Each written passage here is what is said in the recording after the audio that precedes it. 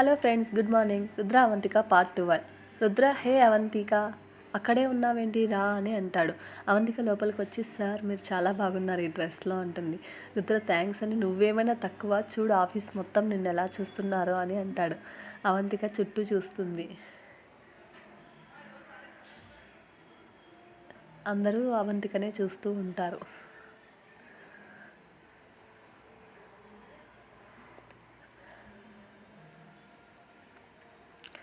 రమ్య దగ్గరికి వచ్చి, నువ్వు చాలా అందంగా ఉన్నావు, కానీ ఈరోజు నీ పెళ్ళి కాదు కదా, మరేంటి ఇలా పెళ్లి కూతురులా రెడీ అయ్యొచ్చావు, ఇది ఆఫీస్ పార్టీ అని అంటుంది.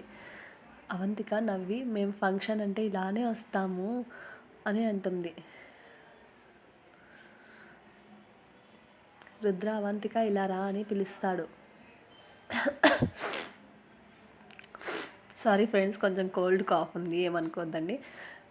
అవంతిక చెప్పండి సార్ అంటుంది.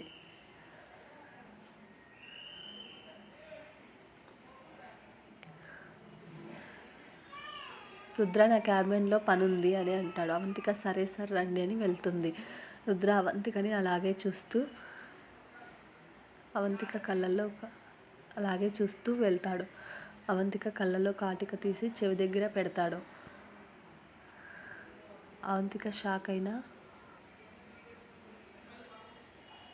ఇదెందుకు సార్ అని అంటుంది. రుద్ర ఆఫీస్ మొత్తం నిన్ను అలాగే చూస్తూ ఉన్నారు, ఏ పని చేయట్లేదు, ఇలాగే ఉంటే నీకు ఈవినింగ్ అయ్యాకి దిష్టి తగులుతుంది, అందుకే దిష్టి చుక్క పెట్టాను అంటాడు. అవంతిక అలాగాని, మీకు ఇవన్నీ ఎలా తెలుసు అని అంటుంది. రుద్ర, మా అమ్మ నేను బాగా రెడీ అయితే ఇలానే చేస్తుందన్నమాట, అందుకే నేను నీకు ఇలాగే చేశాను అని అంటాడు. అవంతిక తన కళ్ళ కాటుక తీసి రుద్ర చెవి కింద పెడుతుంది.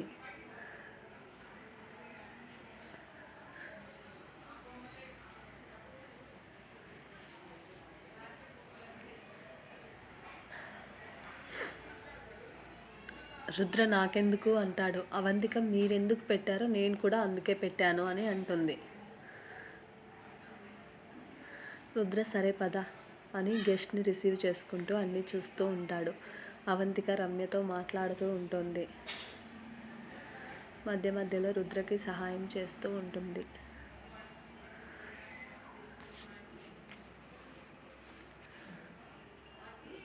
రుద్ర వాళ్ళ అమ్మ నాన్న రావడం చూసి హాయ్ డాడీ మమ్మీ అని పిలుస్తాడు. రండి లోపలికి వెళ్దామని అంటారు.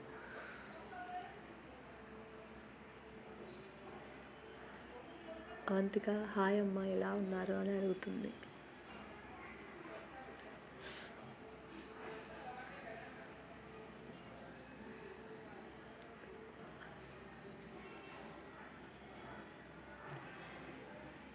సావిత్రమ్మ హే నువ్వా, ఎలా ఉన్నావు అని అంటుంది. అవంతిక బాగున్నాను, మీరెలా ఉన్నారు అని అడుగుతుంది.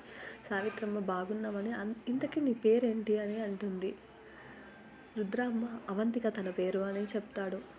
సావిత్రమ్మ నీలాగే నీ పేరు కూడా చాలా చక్కగా అందంగా ఉంది అని అంటుంది. అవంతిక సార్ ఎలా ఉన్నారు అని అడుగుతుంది.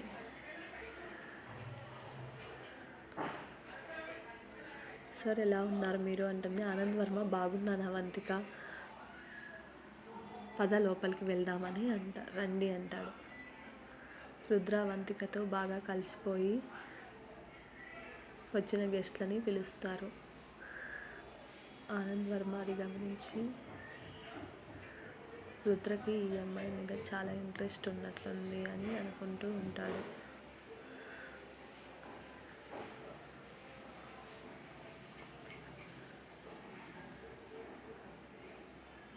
అవంతిక అమ్మ సార్ జ్యూస్ తీసుకోండి అని ఇస్తుంది. సావిత్రమ్మ జ్యూస్ తీసుకొని, ఏమండి ఏంటి అంతగా ఆలోచిస్తున్నారు అని అంటుంది. ఆనంద్ వర్మ ఏం లేదు అని అంటాడు. అలా ఫంక్షన్ మొత్తం కంప్లీట్ అవుతుంది.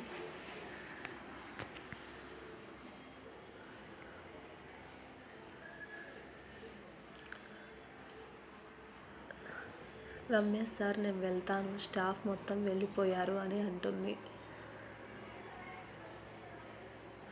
రుద్ర సరే అని అంటాడు.